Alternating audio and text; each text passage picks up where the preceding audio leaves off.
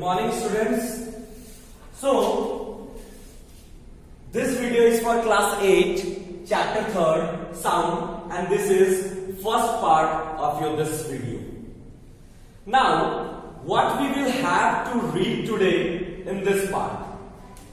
First of all, the chapter sound. Sound क्या है? ठीक है?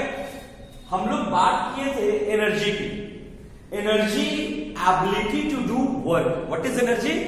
एक ऐसा एबिलिटी जो हमें काम करने में मदद करता है. फॉर एग्जाम्पल, अगर हम फूड खाते हैं, उससे जो हमको एनर्जी मिल रहा है, उससे कोई काम कर रहा है. हम कुछ सुन रहे हैं, वो भी एक एनर्जी है. हम कुछ बोल रहे हैं, वो भी एक एनर्जी है. लेकिन सुनने वाला हियरिंग एनर्जी से हमारा पेट भर जाए, ऐसा पॉसिबल नहीं है. Is it clear? So what is sound? तो sound is a form of energy which gives us sensation of hearing, or through which we can easily communicate with each other. अगर light पढ़ेंगे तब क्या हो जाएगा? Light is a form of energy which gives us sensation of sight. Light देखने का sensation देता है, साउंड सुनने का सेंसेशन देता है. साउंड से हम और क्या कर सकते हैं? तो साउंड से हम कम्युनिकेट कर सकते हैं. फॉर एग्जाम्पल, हम अभी आप लोगों को पढ़ा रहे हैं, किस वे का यूज कर रहे हैं? ना हम कुछ लिख रहे हैं, हम कुछ बोल रहे हैं, और बोलने में साउंड प्रोड्यूस हो रहा है. और वो साउंड जो हम प्रोड्यूस कर रहे हैं, तो हम कुछ एनर्जी लॉस कर रहे हैं, और आप उसको सुन रहे हैं, तो आप वो एनर्जी गेन कर रहे हैं. आप लोग को लास्ट प्रीवियस क्लास में पढ़ाया गया होगा कि energy neither be created nor be destroyed. Energy को ना हम क्रिएट कर सकते हैं, ना ही डिस्ट्रॉय कर सकते हैं. बस वो अपने एक फॉर्म से दूसरे फॉर्म पे क्या होता जाएगा? चेंज होता जाएगा. पढ़ाए थे ना ऐसा? ठीक उसी तरह जैसे मान लेते हैं हम लोग इलेक्ट्रिकल एनर्जी को चेंज कर दिए सर्कुलर एनर्जी में, फैन चलने लगा.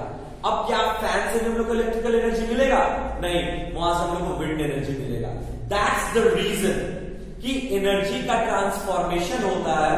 एनर्जी कभी भी डिस्ट्रॉय नहीं होता, और ना ही एनर्जी को कोई बनाया जाता है. क्लियर है? तो what is sound? Sound is a form of energy which gives us sensation of hearing and which is able to communicate. Is it clear? Now how the sound is produced? How the So, how the sound is produced, या what are the production of sound, या how sound is produced? Both are equal. Sound कभी भी produce होगा, कहीं भी produce होगा, तो sound vibration पर ही प्रोड्यूस होगा. How sound is produced? तो sound always produce due to vibration.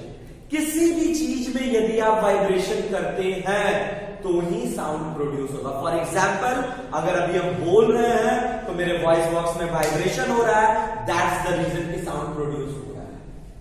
अगर वाइब्रेशन कम हो तो साउंड भी कम प्रोड्यूस होगा. वाइब्रेशन ज्यादा हो तो साउंड ज्यादा प्रोड्यूस होगा. अब वाइब्रेशन डिपेंड करता है कि कितना जल्दी हो रहा है या धीरे हो रहा है. इट मीन्स कि vibration is moving on fast और स्लो. अगर फास्ट हो रहा है तो अलग होगा, स्लो हो रहा है तो अलग होगा. ज्यादा और कम में फास्ट और स्लो दोनों बहुत अंतर में है. फास्ट मीन्स 1 सेकंड में 25 बार, 1 सेकंड में 50 बार, तो 50 बार वाला फास्ट हो गया और 25 बार वाला स्लो हो गया. लेकिन 500 बार और 400 बार, तो 500 बार ज्यादा हुआ, 400 बार कम हुआ. सेकंड्स यहां पे नहीं है. तो वाइब्रेशन पे ही डिपेंड करता है कि साउंड कैसा प्रोड्यूस करेगा, कितना प्रोड्यूस करेगा, उसकी इंटेंसिटी क्या होगी. क्लियर है? अब जब वाइब्रेशन की बात कर रहे हैं तो थोड़ा सा हम लोग मेम्ब्रेन की भी बात कर लेते हैं. आप लोग कितने बहुत तरह का इंस्ट्रूमेंट देखे होंगे, म्यूजिकल इंस्ट्रूमेंट जो साउंड प्रोड्यूस करते हैं, देखे हैं ना? चलिए, अब कुछ जो इंस्ट्रूमेंट है वो स्ट्रिंग से ऑपरेट होता है. स्ट्रिंग समझ में आता है? ताड़ कहो हिंदी में. और वायर जो होता है पंप्ड वायर होता है. इट मींस कि उसमें थोड़ा सा स्ट्रेचेबिलिटी होती है.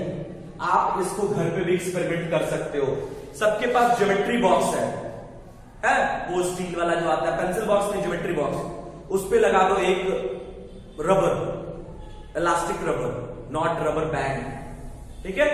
अब जब आप उसको रबर लगा दोगे उसके बाद उसको आप उठा के छोड़ना तो देखना कि थोड़ा सा उसमें गनगनाहट होगा, थोड़ा सा साउंड प्रोड्यूस होगा। सबके घर में चिमटा जरूर होगा, फॉग है क्या? फॉग बोल रहे, सॉरी, चिमटा, टंग, ठीक है ना? जब आप उसको कहीं पे स्ट्रक करोगे तो उसमें एक वाइब्रेशन प्रोड्यूस होगा और वो एक साउंड आपको देगा।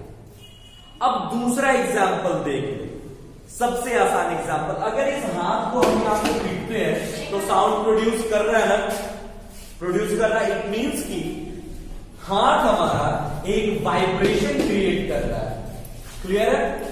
अगर हम इसको पलट देते हैं, हवा में ही कर देते हैं तो कोई साउंड प्रोड्यूस नहीं हो रहा है। इट मीन्स कि इसमें वाइब्रेशन नहीं हो रहा है। सो क्लियर है प्रोडक्शन ऑफ साउंड। आगे बढ़ते हैं। अब आ गया character of sound. Character of sound से पहले हम यहां पे लिखे हुए हैं, we will have to read simple pendulum. Pendulum का स्पेलिंग सही होगा, देख लेना तुम लोग, ठीक है? सिंपल पेंडुलम क्या होता है? तो जस्ट एक स्ट्रिंग है, एक कॉन्टैक्ट है, एक फिक्स्ड है। यहां से हम एक वेटलेस 9 के बराबर के वेट वाले को या बहुत कम वेट वाले धागा को लेते हैं और यहां पे एक वेटेड हम बॉब लगा देते हैं। क्या लगा देते हैं? बॉब। अब थोड़ा सा फोकस कीजिएगा।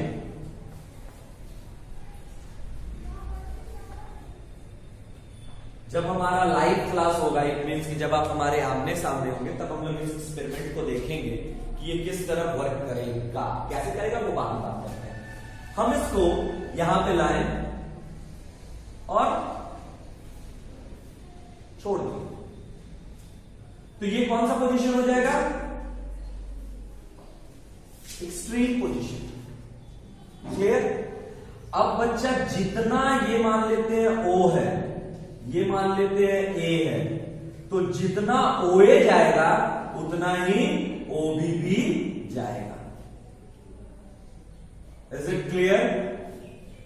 जितना OA होगा उतना ही OB भी होगा। इट मीन्स कि इसका एक्सट्रीम पोजीशन दोनों इक्वल होगा। क्लियर है? एक टीचर एक्सपेरिमेंट किए थे, एक बड़ा सा बॉल लिए, बड़ा सा मतलब ऐसा कि अगर किसी के चेहरे पे मार दो तो फिर उस चेहरे को पहचानना थोड़ा सा मुश्किल हो जाएगा। चलिए, अब अपने थोड़ा सा फेस से पहले उसको बड़े से बॉब को ला करके छोड़ दिया। एक बात बताओ, क्या वो बॉब उनके चेहरे पे स्ट्राइक कर पाएगा? नहीं करेगा। रीजन, वो चेहरा से पहले लाए थे ना, यानी एक्सट्रीम पोजीशन उसका वही हो गया, उससे आगे वो बढ़ नहीं सकता। तो this substance, this thing is known as simple pendulum और इसके मोशन को हम कहते हैं ऑसिलेटरी मोशन। क्लियर है? और साउंड में भी यही होता है। तो अब कैरेक्टर ऑफ साउंड में सबसे पहला हमारा पढ़ना है एम्पलीट्यूड। What is amplitude? तो मैक्सिमम डिस्प्लेसमेंट, थोड़ा सा यहां पे हम जिक्र करेंगे difference between distance and displacement. Distance और डिस्प्लेसमेंट के बीच का डिफरेंस क्या होता है? एक्चुअल पाथ किसी बॉडी का हो तो वो डिस्टेंस हो गया और शॉर्टेस्ट पाथ हो जाए तो वो डिस्प्लेसमेंट हो जाएगा। फॉर एग्जाम्पल, यहां आप लोग का घर है, ठीक है? ये घर है, आप इस रोड पे आए और यहां आप लोग का स्कूल है, आप स्कूल आए, ठीक है? ये कुछ डिस्टेंस कवर किए होंगे, आप मान लेते हैं, कितना कर लेते हैं, 4 किलोमीटर और ये 5 किलोमीटर। टोटल कितना डिस्टेंस हो गया? 9 किलोमीटर। ये एक्चुअल डिस्टेंस हो गया। बट पता है ना, इधर से खाली जगह था, खेत था, दौड़ते हुए इधर से आ गए, ये क्या हो जाएगा? हमारा डिस्प्लेसमेंट हो जाएगा, यानी शॉर्टेस्ट पाथ है। क्लियर है? तो ये डिस्प्लेसमेंट की बात हो रहा है, यानी मिनिमम, सॉरी मैक्सिमम, जितना ज्यादा से ज्यादा डिस्प्लेस कर रहा है, जितना ज्यादा से ज्यादा आ रहा है, वो उसका एम्पलीट्यूड हो जाएगा। क्लियर है? What is now time period? जो टाइम टेकन ले रहा है एक ऑसिलेशन को कंप्लीट करने में, मान लेते हैं एक ऑसिलेशन को कंप्लीट करने में 0.2 सेकेंड का ले रहा है वक्त, तो उसका टाइम पीरियड क्या हो जाएगा? 0.2 second. Clear? Now what is frequency? Frequency पे थोड़ा सा लंबा भाषण जाएगा, ध्यान देना। Frequency means number of oscillation in the second या पर सेकेंड। एक सेकेंड में कितना ऑसिलेशन हो रहा है। सपोज करो अगर 0.2 टाइम पीरियड है तो बताइए तो एक सेकेंड में कितना ऑसिलेशन हो रहा है फास्ट। एक ऑसिलेशन में एक सेकेंड में कितना ऑसिलेशन होगा 5 पर सेकेंड की बात हुई है।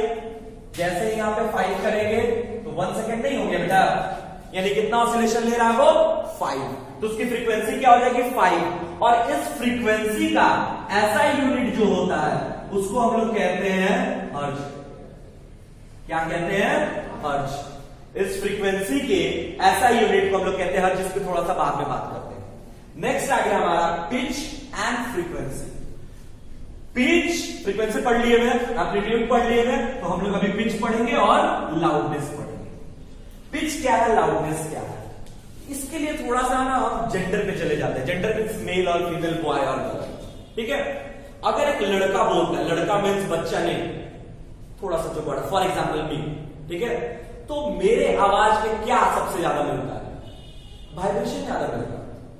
मेरा आवाज ज्यादा दूर तक नहीं जा पाएगा, बट जितना दूर जाएगा बोल्ड आवाज जाएगा। इट मीन्स कि मेरे आवाज में क्या पाया जा रहा है, लाउडनेस। क्लियर है। अब अगर एक लड़की, लड़की मीन्स लड़की, बच्ची नहीं, वो चिल्लाएगी तो उसके आवाज में क्या पाया जाएगा, पिच, यानी कि उसकी श्रिलनेस, पतलापन का जो डिग्री होगा ना वो बहुत हाई होगा। और मेल में बहुत कम होता है, कांस्टेंट नहीं होता, बहुत कम होता है। क्लियर है।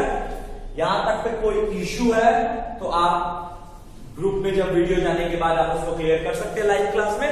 सो this is all for your part 1। We will meet on next week. Thank you very much.